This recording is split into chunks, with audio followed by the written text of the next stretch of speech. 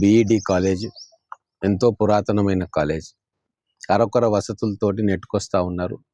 గతంలో ఈ college visit చేసినప్పుడు గర్ల్స్ స్టూడెంట్స్ రిక్వెస్ట్ చేసిండ్రు, టాయిలెట్స్ లేవు అని.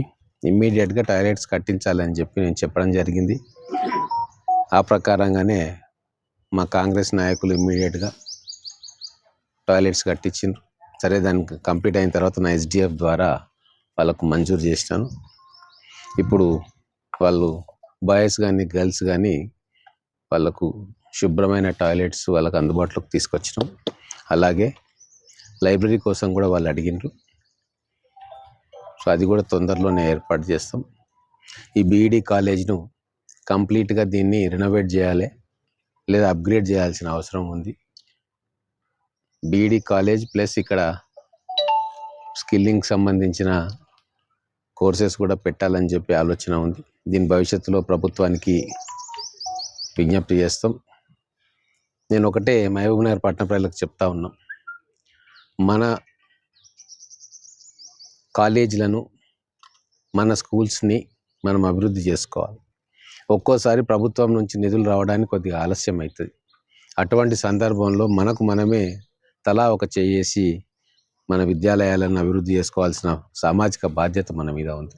ఎందుకంటే ప్రభుత్వ పాఠశాలల్లో కాలేజీలో చదివే వాళ్ళందరూ అత్యధికం ఎస్సీ, ఎస్టీ, బీసీ, మైనారిటీ వర్గాలకు చెందిన పేదవారు ఉంటారు.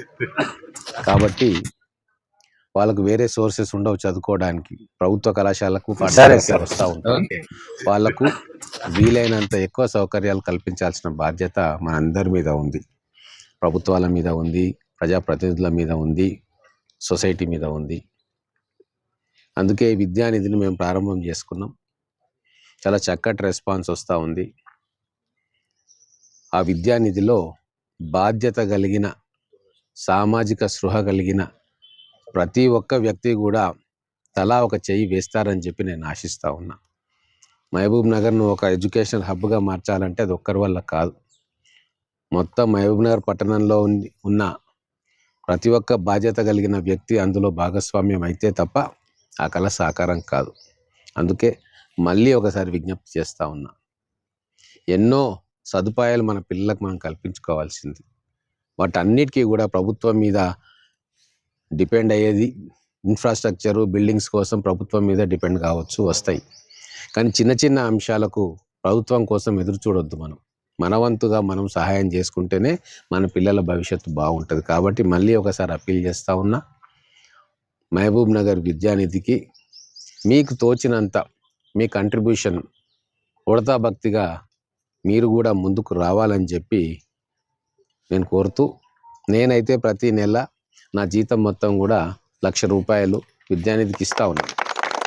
పోయిన నెల ఇచ్చిన, ఈ నెల కూడా మళ్ళీ 1-2 రోజులలో పోయి కలెక్టర్ గారికి చెక్ ఇస్తా. మహబూబ్ నగర్ విద్యానిధి పూర్తిగా కలెక్టర్ ఆధ్వర్యంలో